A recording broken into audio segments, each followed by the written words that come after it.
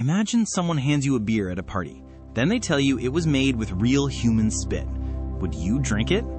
Here's the crazy part. Millions of people have drunk this beer for thousands of years. And they didn't just tolerate it, they loved it. They even called it sacred. So what's happening in Peru? And why does the science behind this drink completely change everything? Let's go back 3,000 years. You're in the Andes Mountains of Peru. There are no factories, no big metal tanks, no science labs at all. But your community needs alcohol, not just for fun. You need it for rituals, celebrations, and offerings to the gods. So what do you use? You use the most powerful tool already inside every human body, your spit. This drink is called Chicha. It's one of the oldest fermented drinks on Earth. Before you say that's disgusting, wait, the real story is completely different. It proves that ancient people understood chemistry hundreds of years before scientists even had a name for it. Here's what we're going to discover together.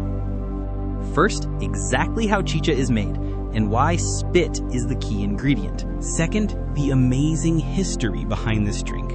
The Inca Empire practically ran on it.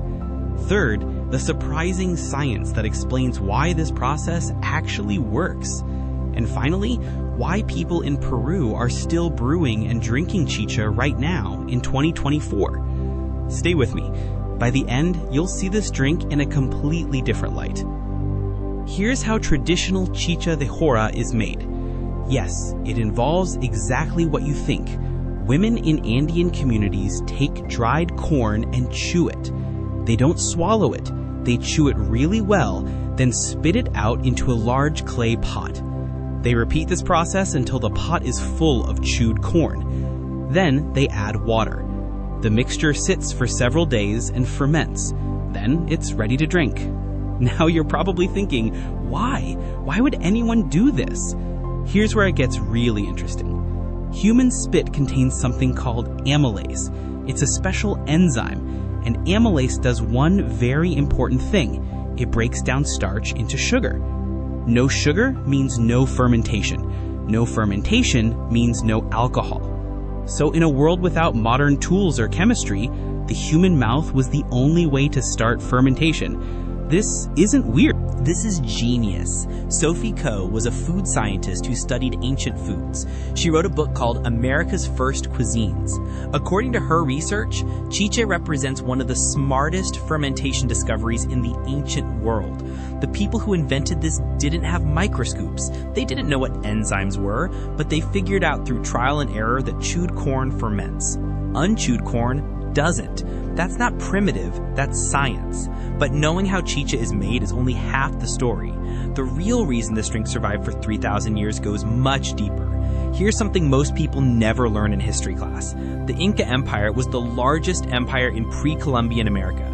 It covered 2.5 million square miles across 6 modern countries. And the Incas used chicha as money, a diplomatic tool, and a religious offering, all at once. Historians at the University of Texas discovered that the Inca state produced chicha on a massive scale. Huge brewery complexes called an aqualawasan, which means houses of the chosen women, employed hundreds of women. Their only job was brewing chicha for state ceremonies. Think about that. A government brewing operation for spit beer. But here's the part that changes everything. In Inca culture, offering chicha to someone was a sign of deep respect. When the Sapa Inca, the emperor, offered chicha to a visiting leader, it meant alliance, trust, and shared power. Refusing chicha was a serious insult.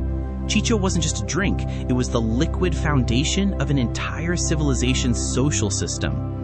And here's something even more fascinating. When an Inca noble died, people poured chicha over their mummified body during ceremonies.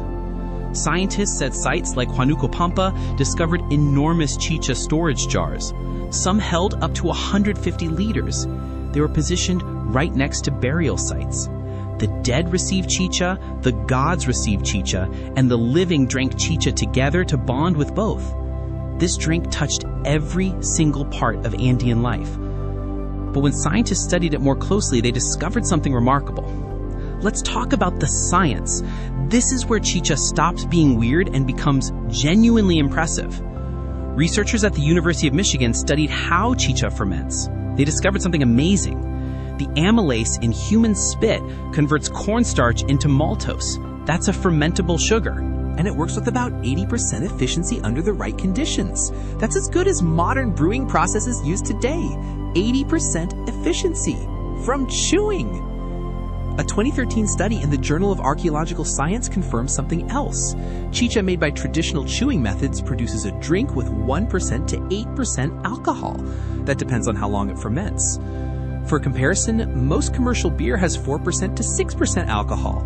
So traditional chicha isn't just fermented, it's genuinely alcoholic. And then there's the microbiology part. Your mouth isn't just producing amylase, it's also adding natural yeasts and bacteria from your mouth into the mixture.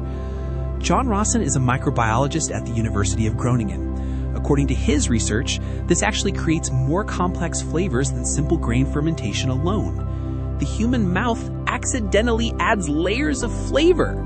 Modern craft brewers are now trying to copy these flavors artificially. Let that sink in for a second.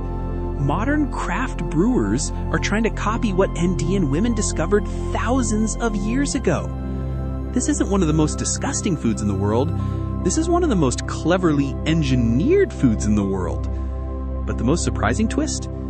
It's happening right now. Here's what will absolutely surprise you. Chicha de jora is not just history. It's not something you only see in museums. People are brewing and drinking it in rural Andean communities across Peru, Bolivia, and Ecuador right now, today, in 2024. In villages across the Cusco region, the ancient Inca heartland, you can walk into a small home. If you see a red flag or a bunch of flowers above the doorway, that's a signal. It means chicha is available inside. It's the oldest bar sign in the Americas. According to Peru's Ministry of Culture, chicha is a living cultural tradition. It's protected under national heritage laws. The Peruvian government officially recognizes it as part of the country's intangible cultural heritage. And the global food world is paying attention. Gaston Acurio is Peru's most famous chef internationally. He actively promotes chicha as a symbol of Andean identity and food pride. In 2019, the Oxford Symposium on Food and Cookery held a panel on traditional fermented drinks. Chicha got significant attention as a model of indigenous fermentation knowledge. Even craft brewers in the United States and Europe have started experimenting with chicha-inspired recipes. Most use malted corn instead of the traditional chewing method, though. The New York Times reported in 2018 that at least 3 American craft breweries tried making authentic chicha that included the chewing process as a historical experiment. So the next time someone calls chicha disgusting, remind them of this. This drink built one of history's greatest empires. It fed the gods. It sealed alliances between kings. And it was doing all of this using a fermentation process that modern science has now fully confirmed works. The most extreme foods on Earth always carry the most extraordinary stories. So, knowing everything you now know, would you actually drink chicha? Drop your honest answer in the comments. Yes, no, or absolutely not. I want to see what you think. If this story genuinely surprised you, hit subscribe right now. We drop a new video every single day. And next up, why Cambodians eat fried tarantulas, and the shocking wartime history behind it. You won't guess how that one started.